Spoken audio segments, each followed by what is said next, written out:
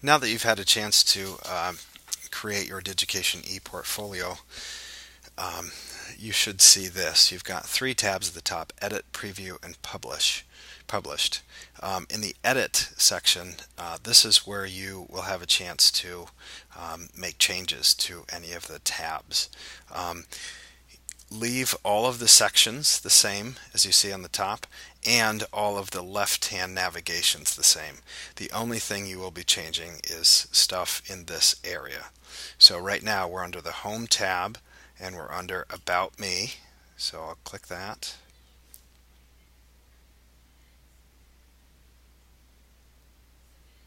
And I'm going to click Edit. And this is where you can change, you can add stuff about yourself, just a brief paragraph or something. You can also insert a picture if you go to this link right here. So if you have a picture of yourself and you want to do that, that's fine. But that's under the Home tab, About Me.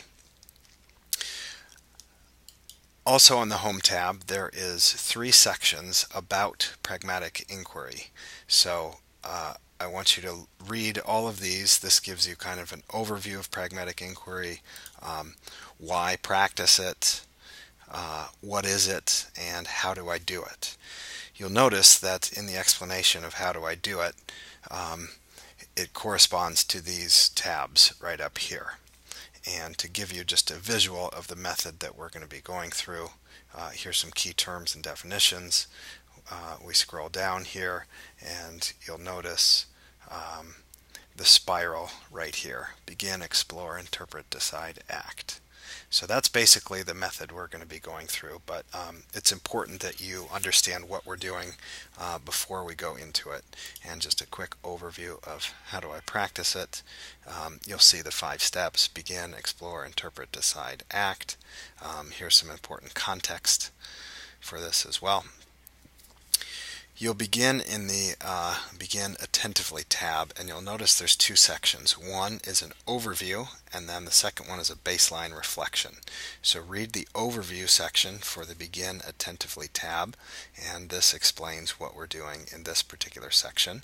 And then here is where you will respond to the 5 baseline questions, and you simply click Edit and put your answer in here. So leave the blue instructions and you just replace this with your answer right here. Same with question 2 right here, question 3, 4, and 5 down here. Now, after you change something, click Save. But notice you get this red warning up here. Make sure you click Publish this page, because if you make changes and you save it, it's not visible to other people. So here I'm clicking Publish All Changes, and now that's now visible to other people. Under the Explore Openly tab, you'll notice 3 sections. One is an overview that explains what we're doing in this section. The annotated bibliography. This is where you will, the instructions are down here, this is where you will include all of the research that you're doing. And that's in, I'll explain later, but that's in alphabetical order by the author's last name. And it's annotated, which means you have a brief paragraph summary of the resource and a couple sentences on how this connects to your core challenge. The next is the stakeholder analysis paper, and this is broken down for you by section. So basically you're writing 5 different sections: one on market, one on organization, one on personal bearing, one on society, and one on environment. So just like we did with the other sections, you put your response underneath the blue instructions. In the interpret section, same thing, you've got an overview, and here are the assignments and interpret assignments. You've got your external conversations, internal habits and barriers, maps and images. And I'll explain that in more detail when it comes up, but this is just an overview of the whole portfolio. In the Decide Responsibly section, you have your overview and then the systemic change proposal. And this is just basically 3 sections here. And under the Act Courageously, Again, we have the overview. You'll have your systemic change presentation and your final reflection essay.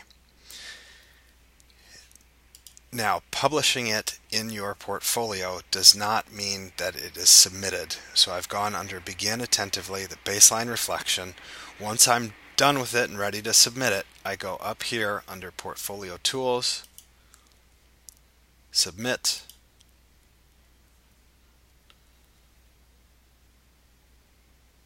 and I got this error. I need to create that in the master template.